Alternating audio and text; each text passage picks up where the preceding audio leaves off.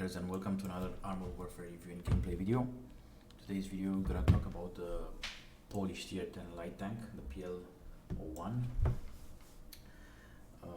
Now referring to this is just a concept. In reality there's no existing tank like this.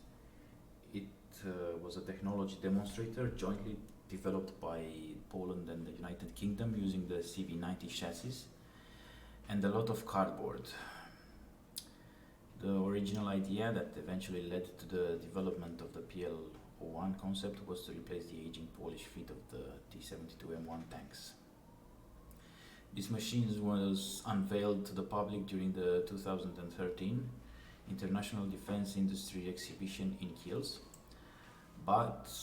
it was, however, never a serious project, but rather an attempt to catch the public attention and imagination.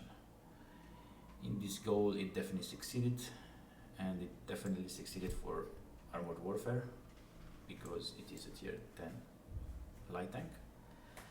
And another factor considered by the Polish Ministry of Defense is the appearance of the T-14 Armata and other next generation Russian tank vehicles capable of withstanding the firepower of a 120mm tank cannon and making the main armament of the Gepard potentially absolute. And this is one factor that led to abandoning the PL-01 project, because from 2013 and mid 2015 it was announced that the vehicle now will be renamed to Gepard, WWB Gepard, and it may enter production again in 2018, but it never happened. Now in game we get this tank from the Maracishkin dealer vehicle pool. The line is full of light tanks, which it should be, and it starts with the T92 light tank, the American one, continue with the British Scorpion, two low tier light tanks, quite capable, quite good, quite very good actually. Then it goes on with the Sheridan, the American Sheridan, which with its powerful heat and ATGMs. And then the tier 6 and 7, probably the best tier light tanks in the game, the Stingray and the Stingray 2, the American ones, with 4 salvos autoloaders and quite mobile and very deadly in the battlefield. Then it goes on with the American M8 Buffered and the Thunderbolt 2, again very good light tanks, quite very mobile. You can move from one point to the other in the map very fast, can change flags very fast.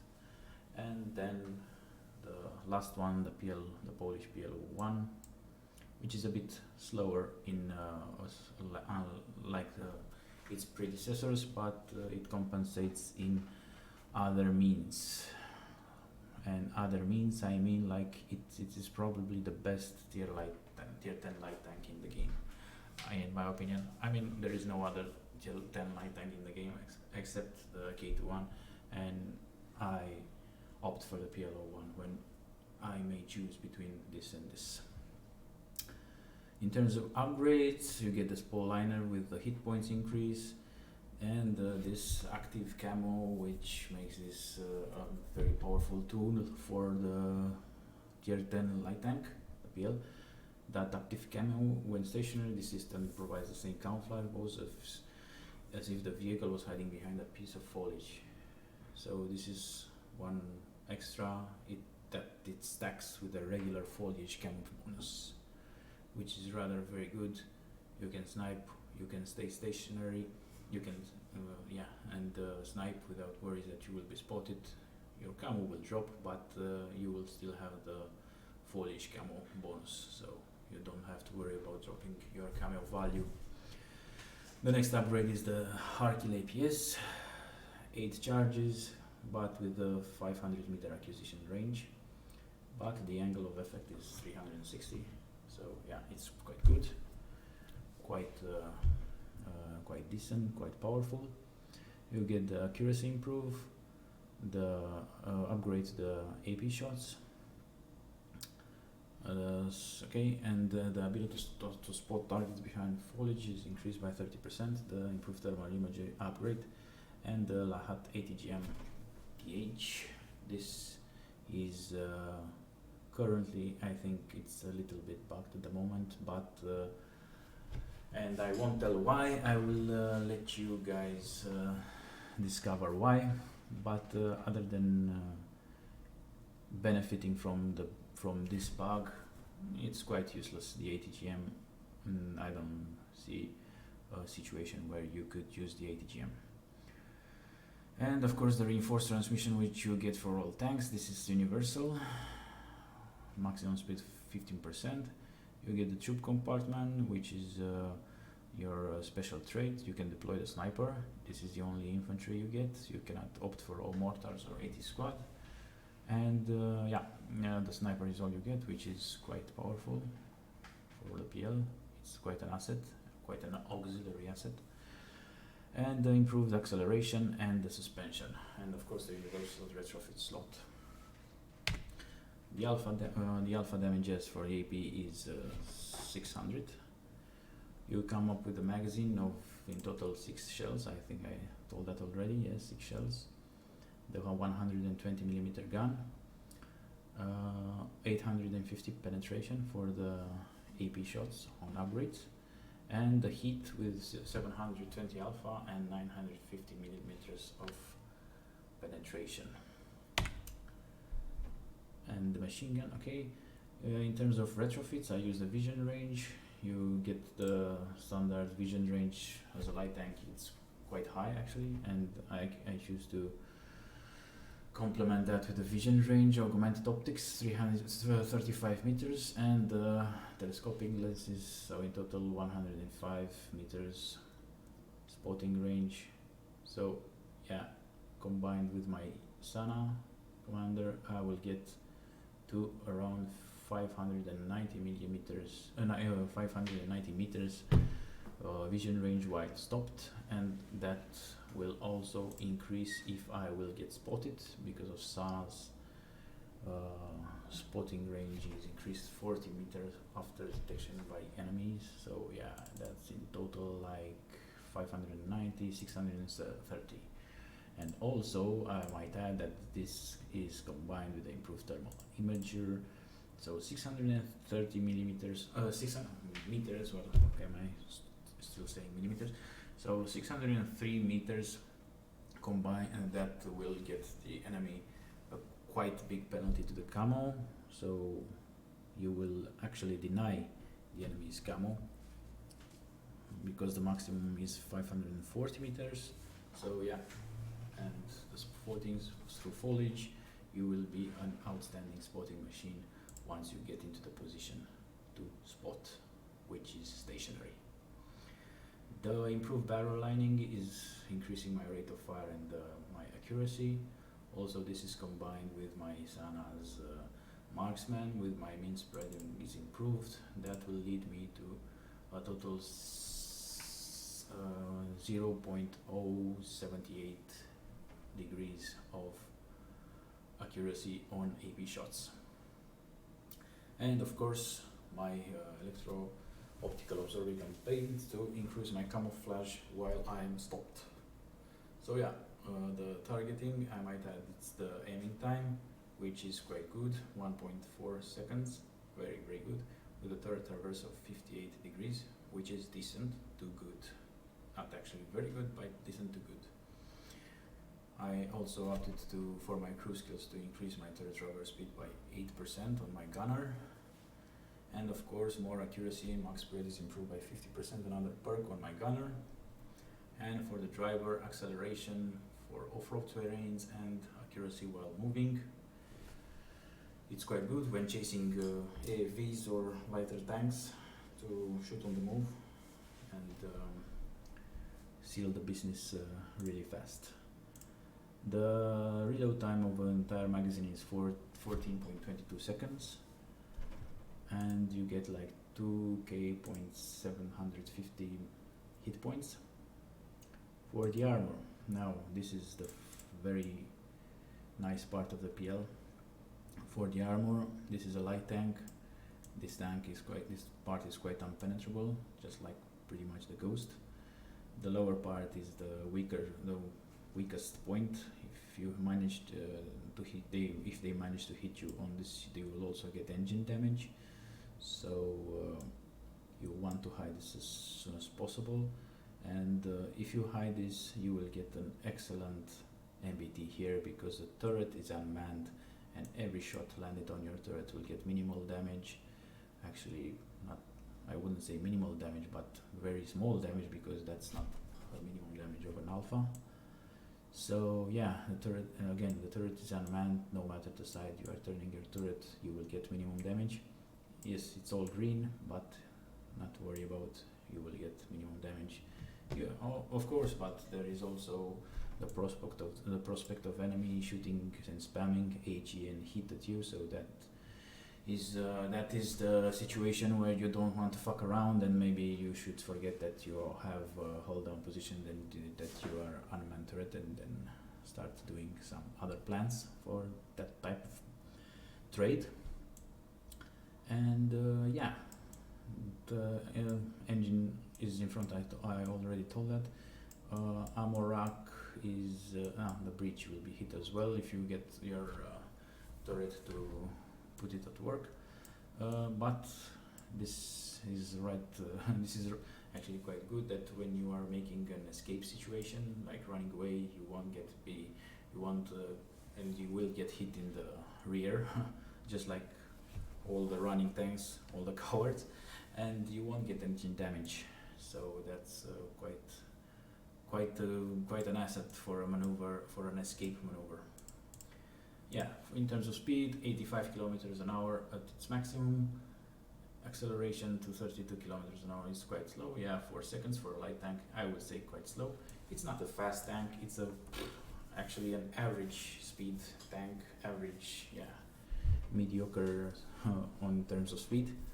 But as I already told you, this is a quite killing machine, and it compensates on its firepower, with its autoloader, with its camouflage, and with its accuracy, with its sniper, with all its assets. It will shine in other situations on the battlefield. So yeah, without further ado, let's just check this tank into a gameplay situation. For the gameplay, I chose Operation Snakebite. It has a lot of good positions where I can show you where the PL strengths are: spotting positions, sniping positions, pull down positions, and as well as some zones where I can deploy my infantry. I start off by spotting these two light tanks, the PL and the Thunderbolt. I'm at my 5th shot here. Sometimes the UI panel is bugged and doesn't show the proper numbers correctly for the reload time. But nevertheless, I put my last shot into the Thunderbolt and then go for the reload. The time for the reload of the entire magazine is 14 seconds, as you can see. It's not a partial reload time like the ones you get on the Type 10 or some other vehicles, where you can fire 3 shots, and then if you decide to go for a reload, then you will get a shorter amount of time. Now here is 3 shots, and if you decide to reload, you still get a full reload time at its longest, 14.22 seconds, as you saw. Now this hunter is my next spray, and I'm looking for a zone where to deploy my infantry sniper here. I know there is gonna be a last phase where the enemy bots will spawn and nobody will stay here, so the sniper will spot them, and I decided to pull him there in the bush, so he gets more camo value.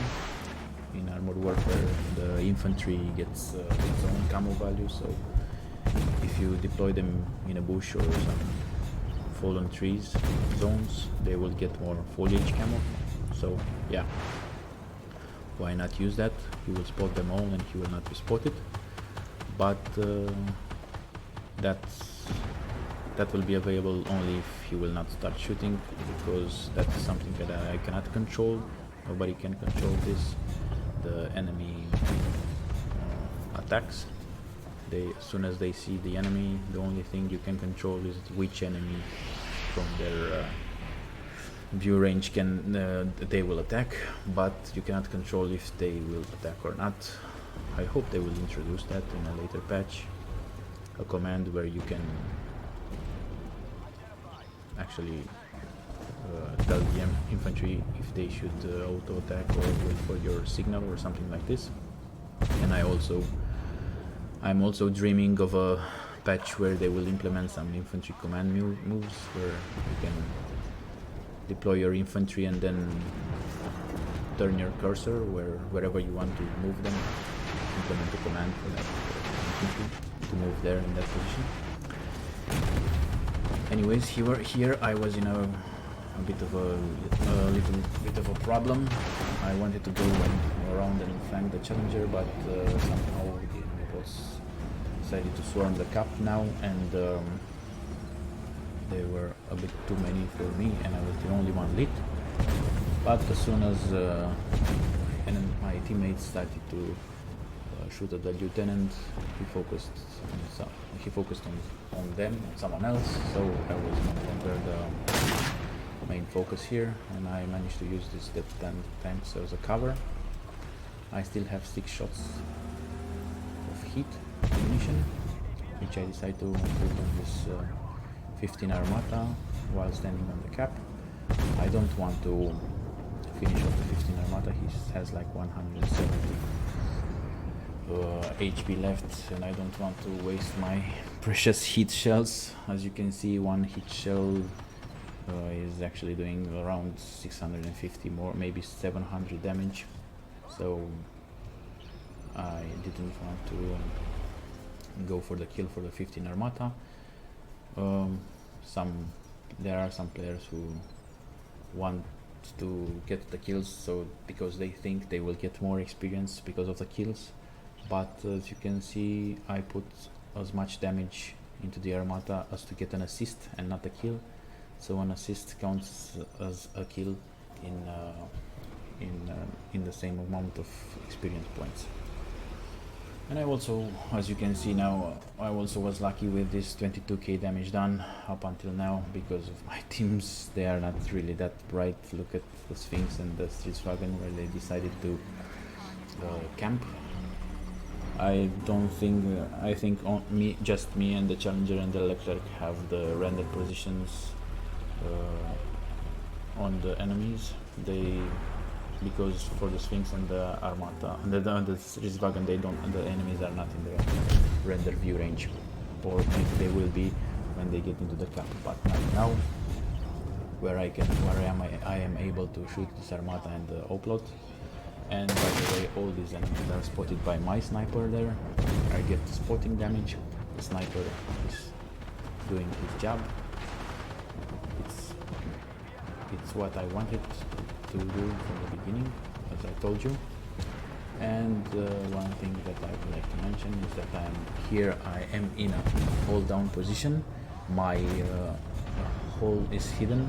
The enemy bots can only see my turret.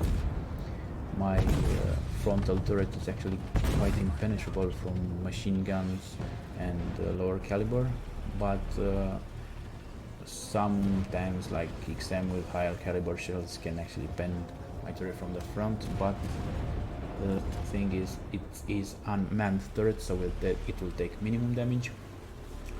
And also, I really don't care if I show my side turret to the enemy, because I will get also minimum damage. As you can see, I camped that position a long time, and the only thing that I paid in damage, it was like 400 damage in the turret, which is quite affordable. Here I see the last lieutenant. I knew he was somewhere stuck around here. I was playing a little bit clumsy here, and he managed to see my hole and put 1k damage into me. But now he's okay, he only sees my turret, he bounces my turret, he probably shoots the roof. And that was a red marker for him, he cannot pen. Here again I'm in a cooldown position. I know he penned my frontal turret, as you can see, for 100 damage, but 100 is more satisfying than 1k damage. So yeah, unmanned turret at its best. Sphinx managed to finishes him off, but I get the assist. That was a very good flanking for the Sphinx. He got the kill. And I managed to do, in the end, 32k damage, 32.5k damage. Very good map for the PL. I managed to show you all its strengths, all its positions where you can use him at its best. So yeah, it was 32.5k damage, 21 enemies spotted, 5 kills, 9 assists, and 7k spotting damage, 1k experience. As you can see, the sniper did all the good job. Blue star, and that's all. In conclusion, I would say that this tank, I would prefer this tank over the K21, just because I like fighting for strategic positions, and this tank, I think, in my opinion, it's a lot better in guarding those strategic positions, even though you also have to do some of the spotting work for you being a light tank. But yeah, it doesn't have the speed and the maneuverability of the K21. This is just for guarding, defending tactical positions on the map. Wherever this tank is a lot more mobile, and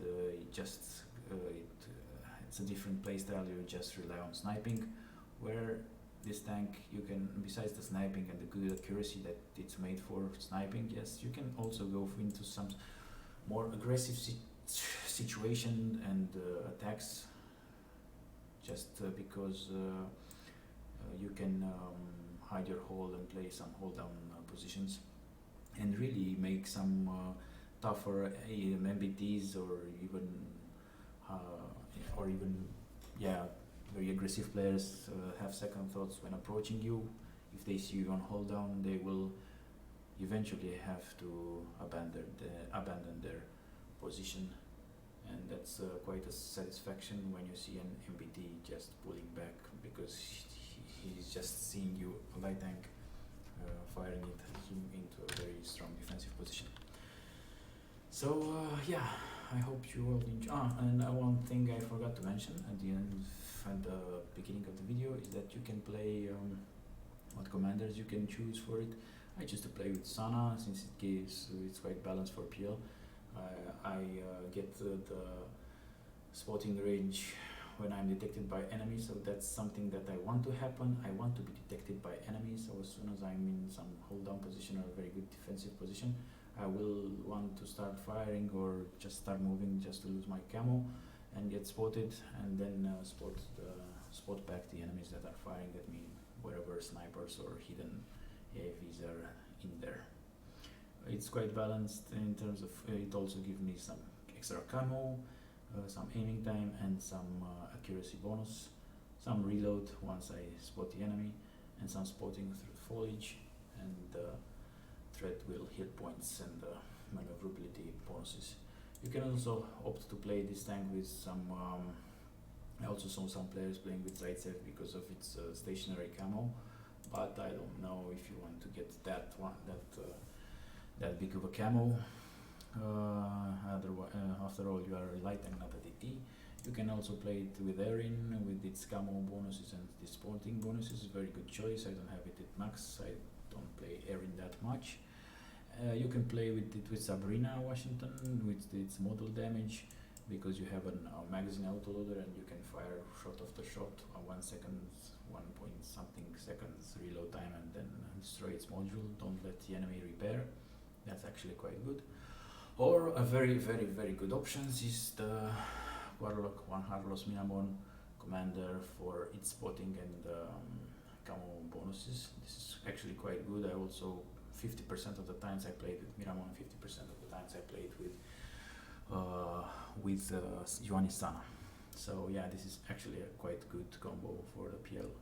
So yeah, that's it with the commanders. I think this sums up all the options in terms of commanders for PL. Very strong light tank again. I really enjoyed playing it, and a lot of players have the same opinion. Best tier 10 light tank in the game. Hope you all enjoyed, and I will see you on the next one with another MBT video. Thank you all for watching, and